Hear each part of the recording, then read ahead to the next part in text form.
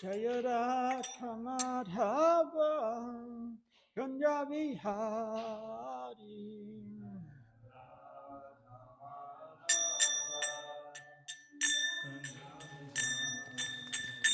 Jaya Radha Madhava Kunja Vihari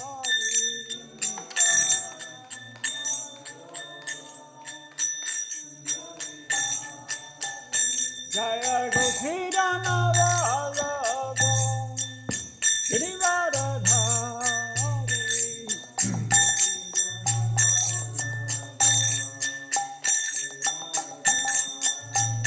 Jaya Gopidana Vallabha Girivardhari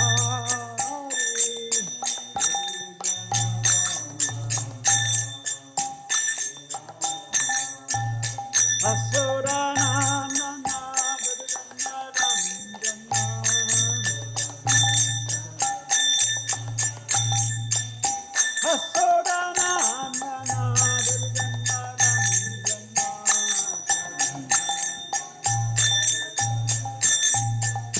Yamuna Tira Vanachari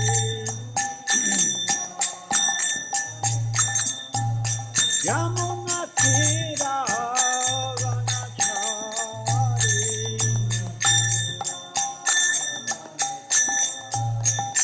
Jaya Radha Madhava Kunja Vihari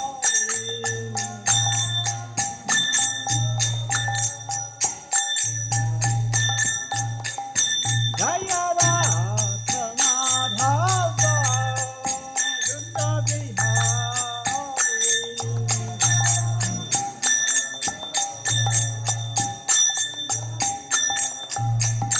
Jaya Gopidana Vallabha Girivardhari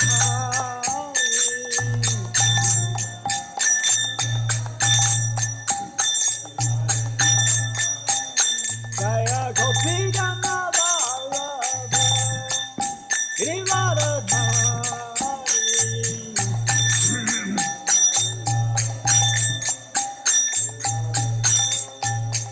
Asuranandana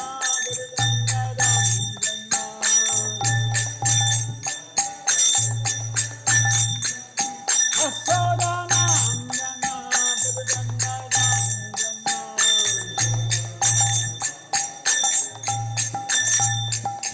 Yamuna Tira Vanachari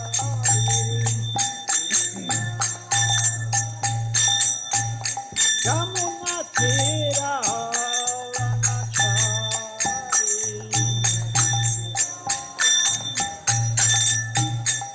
Jaya Radha Madhava Kunja Vihari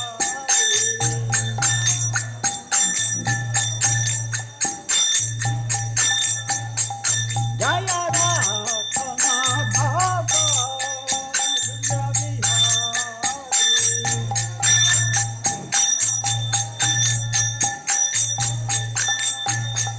Jaya Gopidana Vallabha Girivardhari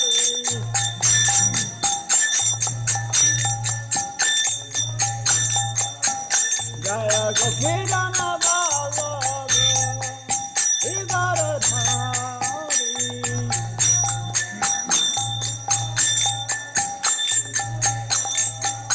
Asuranandana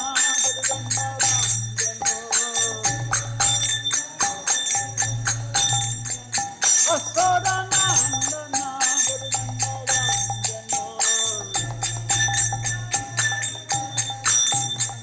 Yamuna Tira Vanachari Yamuna Tira Vanachari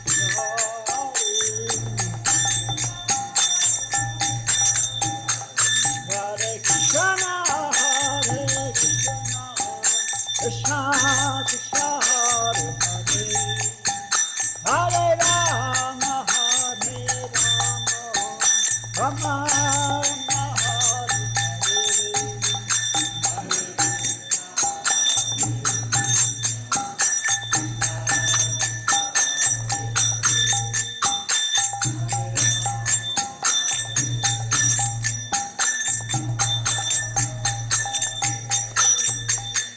Hare Krishna, Hare Krishna, Krishna Krishna, Hare Hare, Hare Rama, Hare Rama, Rama Rama, Hare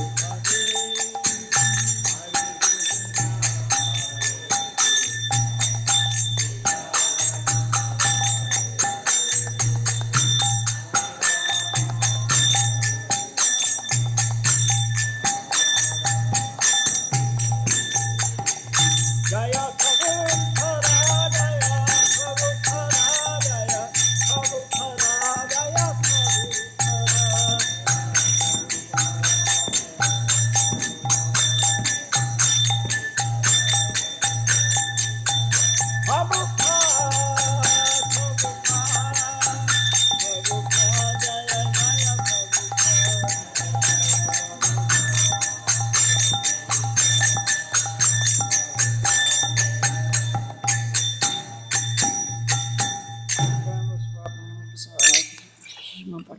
Swami Shubhabad ki jai, ISKCON Govinda ki jai, Panduraj Srimad Bhagavatam ki jai, Go Pramanandi.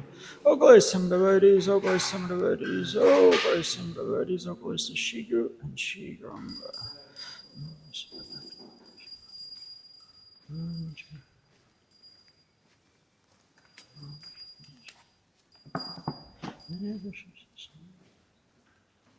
Reading from Srimad Bhagavatam, Canto 3, Chapter 9.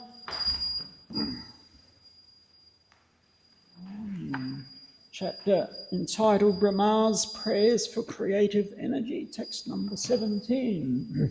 Om Namo Bhagavate Vasudevaya. Om Namo Bhagavate Vasudevaya. Om Namo Bhagavate Vasudevaya.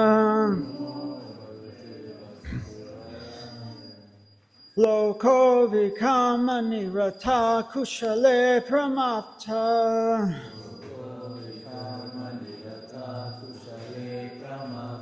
Kamanya Yam Tradudite Bavad Achanasre.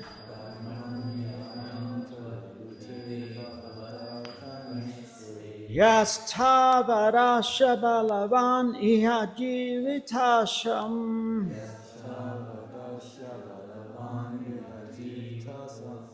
Sadyaschinat Yanimashaya Namostu Tasmai.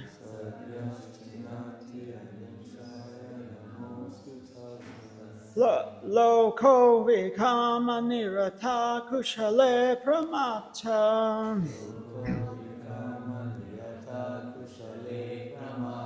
Kamanya Yam Tradudite Bhavadachanasre.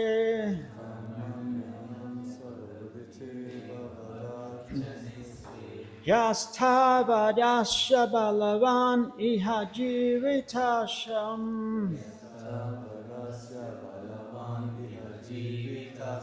Sadyaschinat Yanimashaya Namostu Tasmai.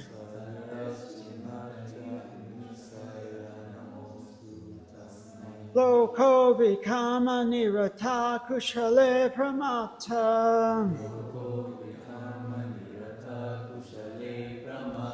Kamanya Yam Tradudite Bhavadachanasre.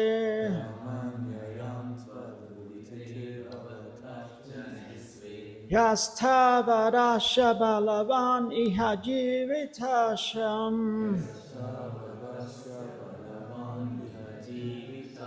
Sadyaschinat Yanimashaya Namostu Tasmai.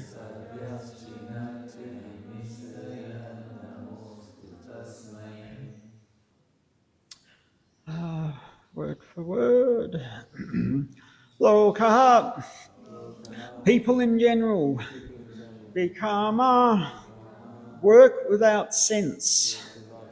Nirataha, engaged in. Kushale, in beneficial activity. Pramataha, negligent. Kamani, inactivity. Ayam, this. Twat, Bayu, Udute, enunciated. Babat, of you. Archane, in worship. Swear, their own. Yahat, who. Tabat, as long as. Ashat, of the people in general. Palavan, very strong. Eha, this. Jivata asham, struggle for existence. Sadyaha, directly. Chinatihi, is cut to pieces. Animishaya, by the eternal time. Namaha, my obeisances. Astu, let there be. Tasmai, unto him. Translation by purport Translation, people in general all engage in foolish acts, not in the really beneficial activities enunciated directly by you for their guidance. As long as their tendency for foolish work remains powerful, all their plans in the struggle for existence will be cut to pieces. I therefore offer my obeisances unto him who acts as eternal time. Purport by Srila Prabhupada. People in general are all engaged in senseless work. They are systematically unmindful of the real beneficial work, which is the devotional service of the Lord, technically called the Archana regulations. The Archana regulations are directly instructed by the Lord in the Narada Pancharatra and are strictly followed by the intelligent men and women who know well that the highest perfectional goal of life is to reach Lord Vishnu, who is the root of the tree called the cosmic manifestation. Also, in the Bhagavatam and the Bhagavad Gita, such regulative activities are clearly mentioned. Foolish people do not know that their self-interest is in realization of Vishnu. The Bhagavatam 7.5.30-32 says persons who are determined to totally rot in false material happiness cannot become Krishna-minded, either by instructions from teachers, by self-realizations, or by parliamentary discussions. They are dragged by their unbridled senses into the darkness region of ignorance, and thus they madly engage in what is called chewing the chewed. So chewing the chewed means you chew something and you throw it out, and then some other living entity comes along and tries to get some more nectar. You know, like in India, they have a machine to crush the sugarcane to get the sugarcane juice. And what's left of it is just thrown on the ground, and maybe a cow comes along and chews it and spits it out, and then a dog or a goat comes along and spits it out. Every living entity is just trying to get a little bit more nectar. So this is chewing the chewed. Because of their foolish activities, they are unaware that the ultimate goal of human life is to achieve Vishnu, the Lord of the cosmic manifestation. And so their struggle for existence is in the wrong direction of material civilization, which is under the external energy. They are led by similar foolish persons, just as one blind man is led by another blind man, and both fall in the ditch.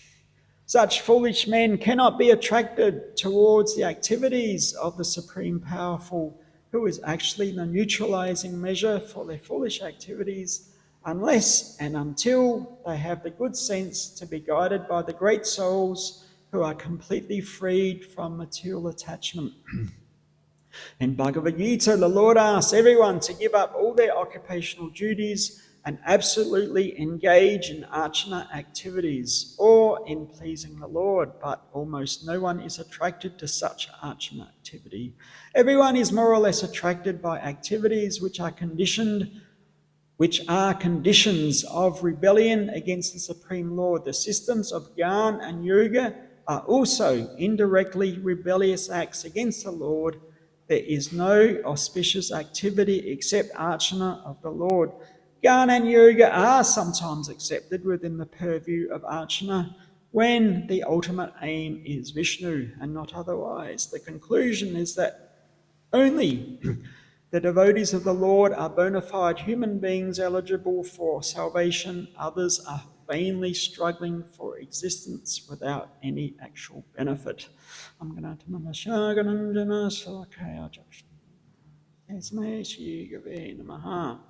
so Srila Prabhupada is pulling no punches here, and that's his role as the guru. Guru means heavy.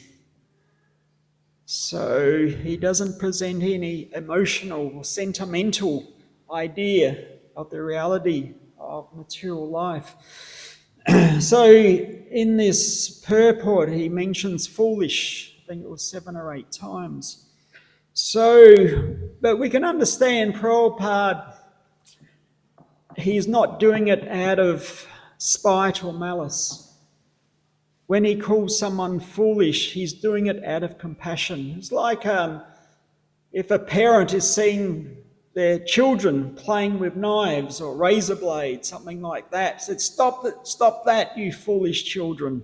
You know, he's not thinking, you know, out of spite or malice. He's just concerned that those children are going to cut themselves, harm themselves.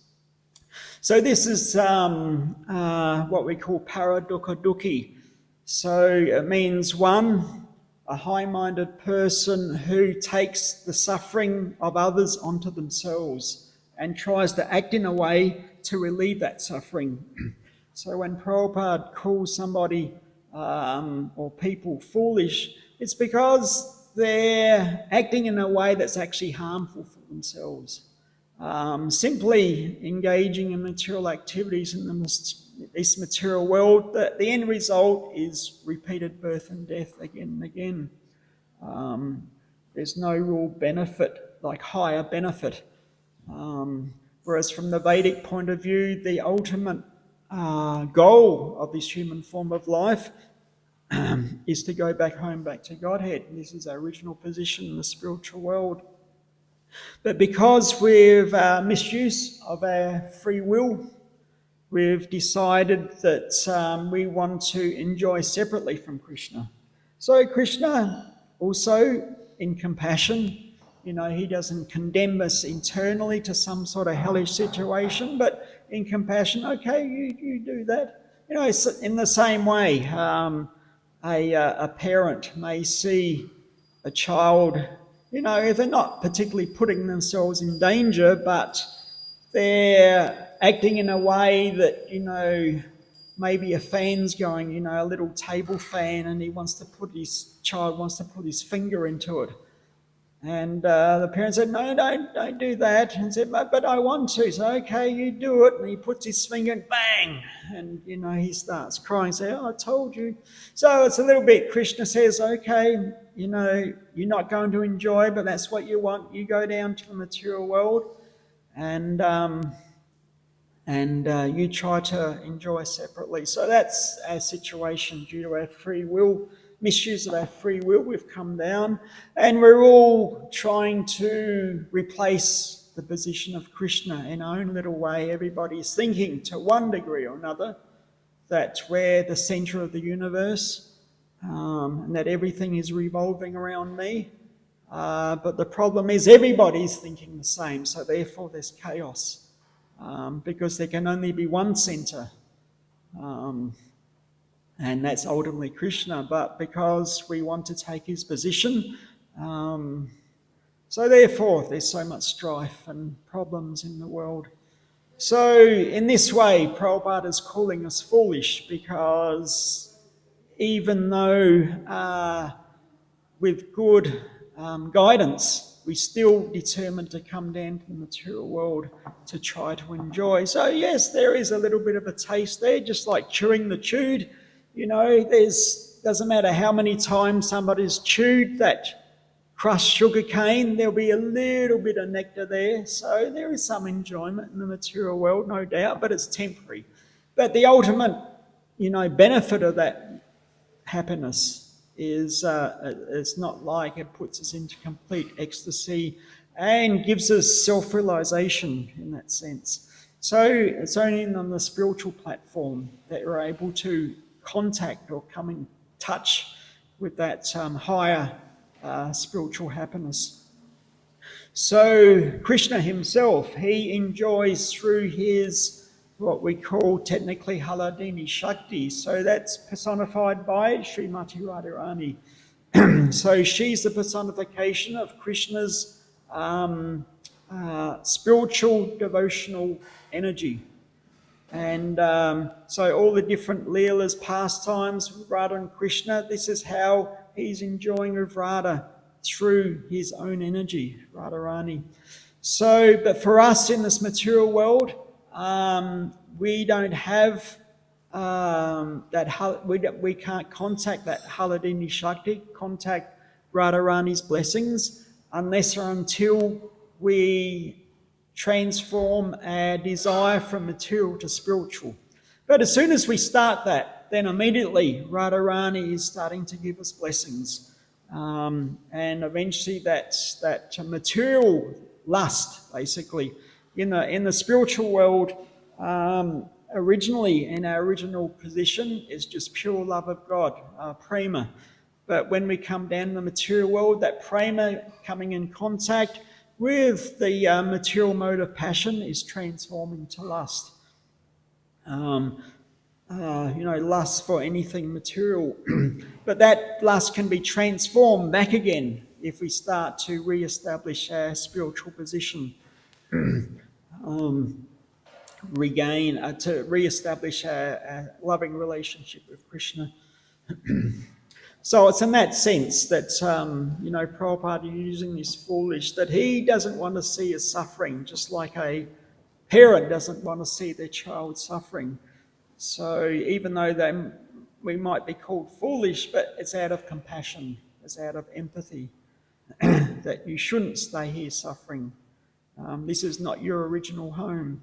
So these prayers that we're hearing in this chapter, this is Lord Brahma offering prayers to Lord Vishnu at the dawn of the creation. And rather than try to enjoy in this material world, the ultimate goal of human life, or to achieve that ultimate goal, is through austerity or tapasya. Of course, material or spiritual austerity is going to be there. We have to go to work and pay the bills and look after the family, and so many difficulties can be there, sometimes too hot, too cold. So many austerities are going to be there, but performing or putting up with that austerity, accepting that austerity on the material platform, we don't benefit as such. But spiritual austerity, tapasya, the definition is that we voluntarily accepting difficulty for the pleasure of Krishna. So that spiritual tapasya is most beneficial. And when Lord Brahma, as we heard earlier in Bhagavatam, that he is appearing on that lotus flower coming from the navel of Vishnu, and he's bewildered for some time, what is my duty? And then he hears the word tapa, perform austerity. And so from performing that austerity, all knowledge and intelligence and ability come to perform his function of creation of the universe. So using that example, also performing austerity. But of course, performing austerity for its own sake, that's not why we're doing it. Ultimately, it's to please Krishna, and when we're pleasing Krishna, then we get Radharani's benefit, that Haladini Shakti starts to manifest within the heart. And ultimately, that pure love, that prema starts to, ultimately, that's the whole goal, eventually. Creeper, that devotional creeper that we're trying to fructify within the heart by performing our different services to please Krishna, that creeper eventually flourishes into a full-blown tree covered in fruits of love of God. So we had that verse that Brahmananda Bhagavan, how does it go? Brahmate Kona Bhagavana Jeev Guru Krishna Prasada Paya Bhakti Ladi Bij. So Lord Chaitanya quoted this verse. And so the conditioned souls are going through all the Brahmanandas, all the different universes, birth after birth. But if one becomes Bhagyavan, one becomes very fortunate, they'll come in contact with Vedic knowledge or bona fide spiritual master, and at that point that seed of bhakti will, because the seed is already there, but that seed of bhakti will fructify through that contact, and ultimately that creeper will flourish as a full-blown tree, and ultimately rest at the lotus feet of Krishna. So that's the whole goal of austerity, not in itself, not a goal in itself, but ultimately to purify the heart and to pleasing Krishna, and ultimately to give us inspiration and knowledge of how to come closer and closer to Krishna. So Krishna in the form of time, in Bhagavad Gita, Prabhupada says that time is an impersonal representation of Krishna. So in the form of time, he is cutting all our material ambitions to pieces. We're trying to achieve, we have so many material desires, we're trying to achieve so many things, but ultimately, through the form of time, our life comes to the end, and all our material ambitions and possessions and desires are all finished. In the Mahabharata, we have the story of the Yaksha speaking to Maharaj Yudhisthira, asking so many questions. So the most often or famous question that the Yaksha asked Maharaj Yudhisthira is, what is the most amazing thing in this material world?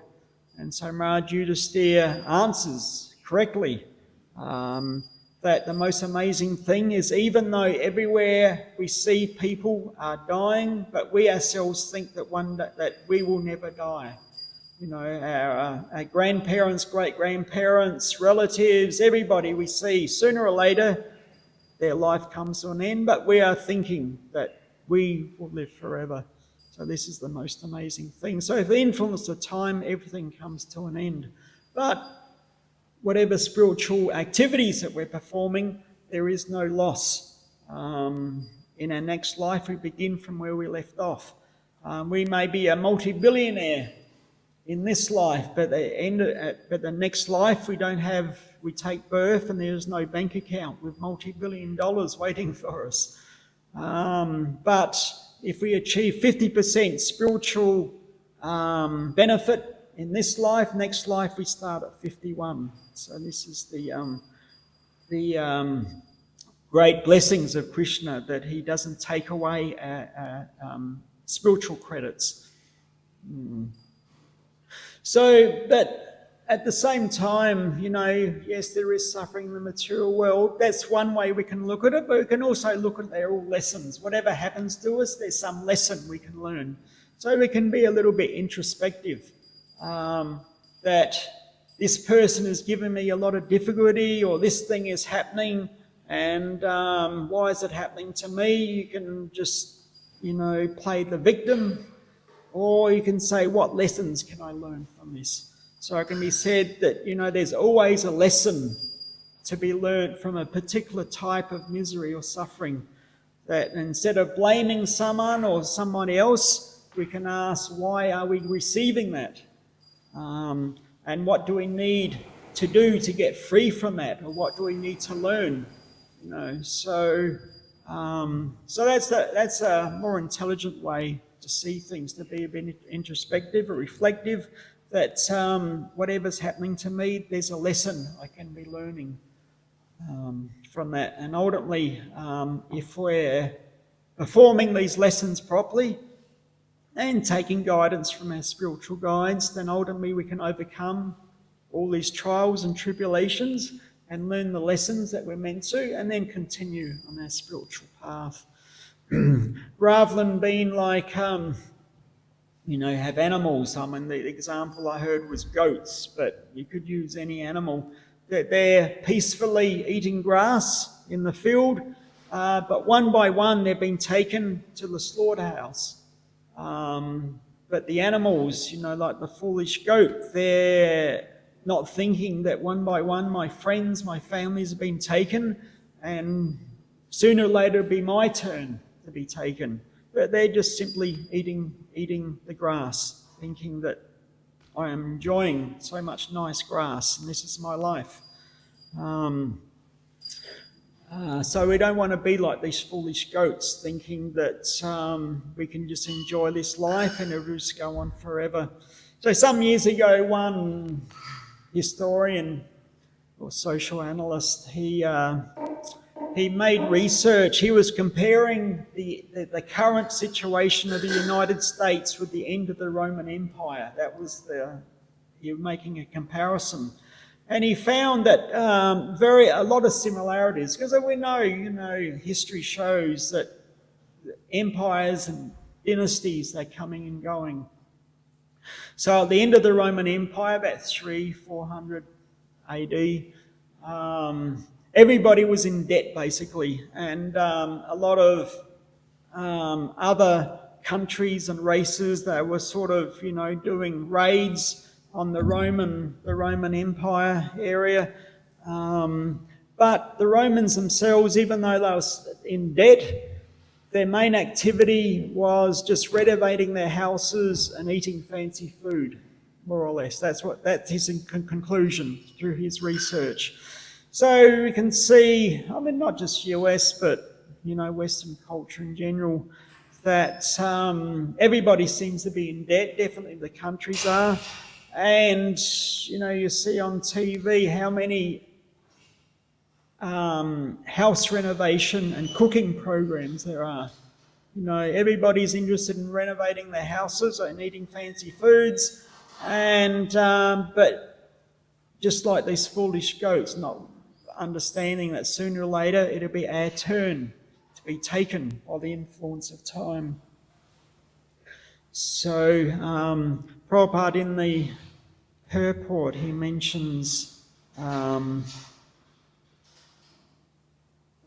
he says, in Bhagavad Gita, the Lord asks everyone to give up all other occupational activities and absolutely engage in archana activities. Of course, archana, generally, when we use archana, it means deity worship. In the 9 process devotional service, the 5th one is archana, engaging in deity worship. But Prabhupada's using this word more of a broader sense of just generally engaging in devotional service. So absolutely engaging in archer activities or in pleasing the Lord. So that statement is coming from Bhagavad Gita 1866, verse 66 in chapter 18. That's Sarvadharma Kritaja Mam Ekam Samam Jaham Tam Sabe Papibyo Makshishami Masuchaha. That everyone should just give up all their religious activities, mental speculations, material occupations, and just surrender to me. And if you do that, I'll protect you from all your sinful reactions. So in a sense, Krishna, he's offering to give shelter, but he gives some condition. First you surrender, and then I'll protect you. So when Krishna came again as Lord Chaitanya 500 years ago, he was even more liberal. He's known as the most magnanimous expansion, avatar of Krishna, that he didn't give any condition. He just says, chant Hare Krishna, take prasad, and dance.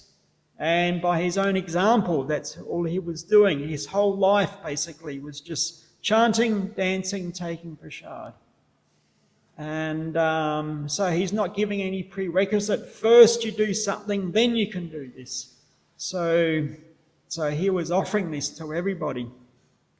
And so why don't we do it? Well, we are to some degree, but our mind gets in the way. Our mind is thinking we have to do this and we have to do that, and so many other responsibilities. So that's there in this material world. We have to work and look after our families and so many different things. But nevertheless, this should be considered secondary to our primary responsibility of trying to please Krishna in everything that we do.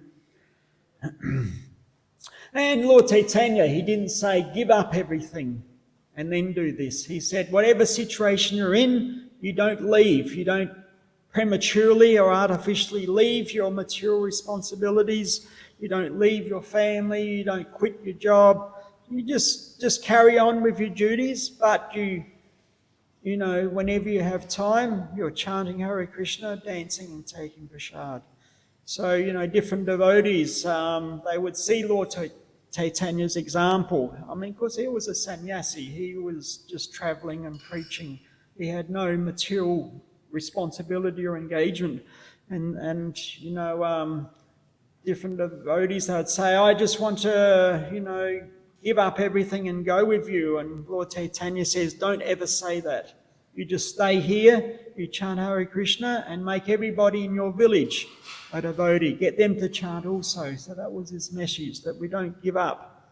We don't have to give up anything. We just have to add Krishna. So in this verse there's also the word vikarma is used. So Prabhupada translates that as work without sense. So in other words, you're working without proper intelligence. In other words, it's impious activity that's not going to be pleasing for Krishna and not going to be beneficial for us either.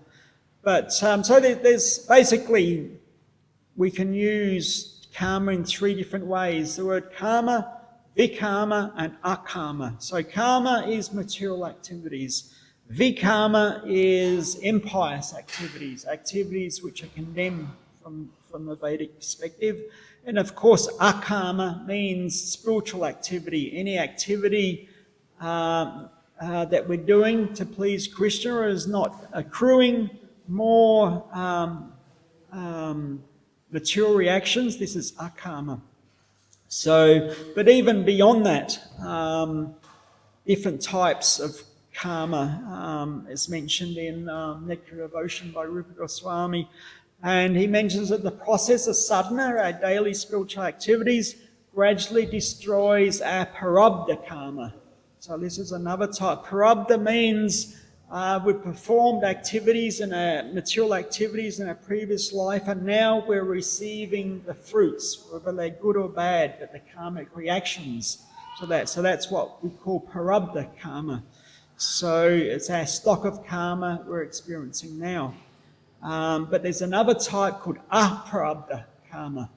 So that's material reactions to our previous karma that is in a latent state. It's due to come to us, but we're not receiving it at the moment. Sometimes latent karma is just sort of waiting for the appropriate time to hit us. So the wonderful thing about devotional service, that all these different karmas are destroyed through our spiritual activities. Our prarabdha karma is destroyed, our aprarabdha karma is destroyed, and what we call the papam bij, the sinful desire seed within the heart that pushes us to engage in these material activities again and again, even those seeds are destroyed. So slowly by devotional service, all these different negative activities are destroyed and the heart becomes pure, a fitting place for Krishna to reside within a pure, effulgent heart. So just touching on this word archana, again, in one purport, Prabhupada says that after Padasevanam, sort of in this 9 process of devotional service, number 4 is Padasevanam, which means worshipping the lotus feet of Krishna. In other words, just worshipping the deity form of Krishna. So the next step is archana, it's the worship of the deity. If one is interested in this process of archana, one must positively take shelter of a bona fide spiritual master and learn the process from him. So there are two systems of archana. They're known as Bhagavat Marg, or the path of the Bhagavat, and the Pancharatriki system. So when Prabhupada established the Hare Krishna movement, what he really wanted us to do was to be on the Bhagavat. It's the topmost. So Bhagavat means our whole life is revolved around worshipping Krishna. But obviously not everybody is able to do that. We haven't got that, spiritual credentials to be able to just maintain that position all the time. But nevertheless, that's the goal, and that was ultimately what Prabhupada wanted to bring everybody up to that platform. But the safety net, in one sense, is the Varnashram Marg, Varnashram system. If we're not able to reach or get up to that higher Bhagavat system, the Varnashram system, is that we're just engaging in our duties and responsibilities in the material world according to our spiritual and our social ashrams, like brahmachari, grihastha, vanaprastha, sannyas. That's like the spiritual categories we may be in. And then the vocational, whether a Sudra, Vaishya, Kshatriya or Brahmana. So this is the Varnashram system, which Krishna mentions in Bhagavad Gita, and Prabhupada mentions in so many throughout his writings, that the Varnashram system, it was created by Krishna himself, and he was encouraging us to work within that system, understanding what is our duty, material and spiritual, and ultimately we're doing all that to please Krishna, and slowly coming up to that higher Bhagavat system. So in this way, everything can be perfectly performed simply by hearing, chanting, remembering the lotus feet of the Lord, and fulfilling our different duties and responsibilities in this world. As we said, we don't artificially get up everything, but we understand that our material aspects are secondary to our higher spiritual vocations. So again, from Bhagavatam 11.2.46, the purport, Prabhupada writes that his Guru Maharaj, he says, Srila Bhaktisiddhanta Saraswati Thakur has given a nice explanation of this archana, and refers to it with the platform of sadhana bhakti, our daily spiritual activity, in which one serves the Lord to carry out the rules and regulations of devotional service. One who has fully achieved the shelter of the Lord's holy name should be considered to be on the platform of archana, even though his external activities may be less strict. So what he means by that is that one has fully immersed into the practice of the holy name.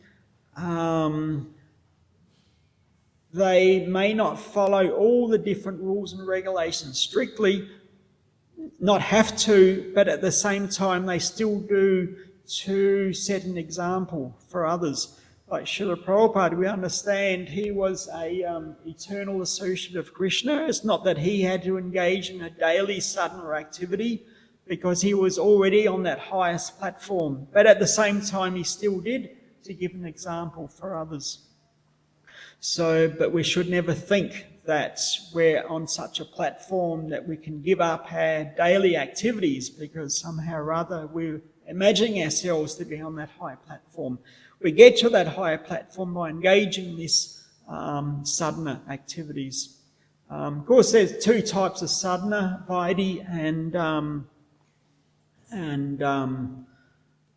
vaidhi means like mechanically following these different activities on the order of the spiritual master, and the other one is a raganuga platform, which means spontaneous. So, of course, even on the first day we may visit the temple, there may be some spontaneity that we're just immediately inspired to offer a flower to Krishna. That's on the spontaneous platform, but we don't remain on that in the beginning. That was just somehow or other super soul in the heart is inspiring us to do that. But we get to that higher spontaneous platform by starting with the Vaidhi, the regulated. Every day we're performing activities, we're chanting our japa, we're engaging in service, we're taking prasad, we're dancing in front of the deities. So many ways. This is Vaidhi Bhakti. But for one who is on that higher platform, like we have the example of Srila Madhavendra Puri, who was the grand spiritual master of Lord Chaitanya. So Lord Chaitanya's spiritual master was Ishvara Puri, and his spiritual master was Srila Madhavendra Puri. So he said that on the basis of this much higher platform, that, O my evening prayer, all good unto you. O my morning bath, I bid you goodbye. O demigods and forefathers, please excuse me. I am unable to perform any more offerings for your pleasure. Now I have decided to free myself from all reaction to sin simply by remembering anywhere and everywhere the great descendant of Yadu and the great enemy of Kamsa, Lord Krishna. I think that this is sufficient for me. So what is the use of further endeavours? So this is the mind of somebody who has reached that higher platform, that they're not so concerned with, all the different rules and regulations. But as I said, we can't prematurely, artificially put ourselves onto that platform. And again, one of our previous acharyas, Srila Baladev Vijayabhushan, he says that the whole matter is concluded in Bhagavad Gita, particularly referring to verse 241, as Vyashayat Mikapuri, or the absolute path of perfection. So this is defined as Bhagavad Archana Rupakai Vishkama Kamabhiya Vishuddha Chitta. So meaning that accepting the transcendental loving service to the Lord as the prime duty. So this is the ultimate understanding of what is this archana, or devotional service. That the prime duty is to serve Krishna, but not neglecting our other duties, but understanding that ultimately we're pure, unallied spirit souls, servants of Krishna. At the moment, we're in this material world, but we know what the goal is, to go back to our original home in the spiritual realm. So we'll end there. Thank you very much. If there's any questions or comments? Oh, yes.